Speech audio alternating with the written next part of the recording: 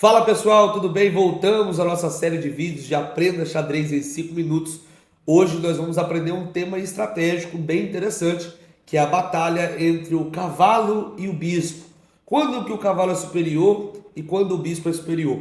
Hoje o nosso foco vai ser em algumas posições em que o cavalo é superior ao bispo. Então nós já vamos ao tabuleiro aqui para poder ter algumas ideias de posições onde o cavalo se destaca perante o bispo. É importante dizer que mesmo ambos tendo o mesmo valor, já que o cavalo vale 3 e o bispo vale 3, cada um gosta de um tipo de posição. Por exemplo, o cavalo, ele prefere posições onde o centro está fechado, com poucas rupturas. Claro, isso ocorre muito em virtude de o cavalo conseguir pular, sendo a única peça no tabuleiro que tem essa possibilidade de pular, de saltar sobre essas outras peças. Já o bispo não, o bispo ele prefere posições com o centro aberto. Agora sim, a batalha do cavalo e bispo, geralmente ela é equilibrada, porém, existe em algumas posições, quando o bispo ele é extremamente ruim, considerado como o bispo mau, o cavalo tende a ser muito superior e a partida pode ser até mesmo vitoriosa, tá? Eu vou voltar agora com algumas posições para você agora. Desde a abertura que você escolhe, você já vai ter algumas tendências estruturais, estratégicas do seu bispo ser bom ou ruim. E vão ter alguns finais que é melhor que você não entre. Por exemplo, essa estrutura de peões aqui, ela é uma estrutura muito comum na defesa em dia do rei. E é muito óbvio para nós que esse bispo ele é um bispo mau. Ele é um bispo mau, porque os peões centrais, além do centro estar fechado, os peões centrais, eles também estão nas casas da cor do bispo, né?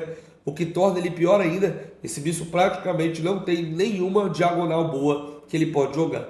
Nesse tipo de posição, o cavalo tende a ser muito superior ao bispo, com algumas manobras aqui, principalmente entradas com o rei, a posição das pretas pode colapsar, tá? Outra abertura muito conhecida é a defesa francesa. Aqui nós temos uma estrutura de defesa francesa, onde esse bispo de C8 geralmente ele é considerado um bispo mau.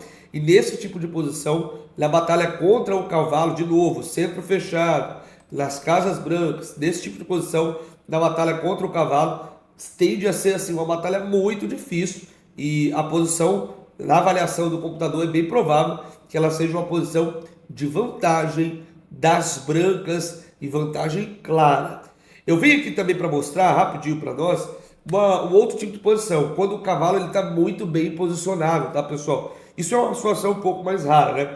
Que nós temos uma partida muito conhecida, muito famosa, do Garry Kasparov contra o Karpov. Na verdade, o Karpov contra o Kasparov está de pretas e ele coloca esse cavalo na cesta, o chamado cavalo craque, né? Aqui não tem um posto avançado para o cavalo, vamos dizer assim, clássico, dominado por peões, mas através da segurança do bispo, esse cavalo aqui, posicionado na sexta fileira, ele é chamado de um cavalo craque e domina muitas casas importantes, o que trouxe a vitória para o Kasparov, mesmo estando com o peão a menos, né? Então, não basta só olhar a estrutura, é claro que o posicionamento da peça ali no jogo também é muito importante.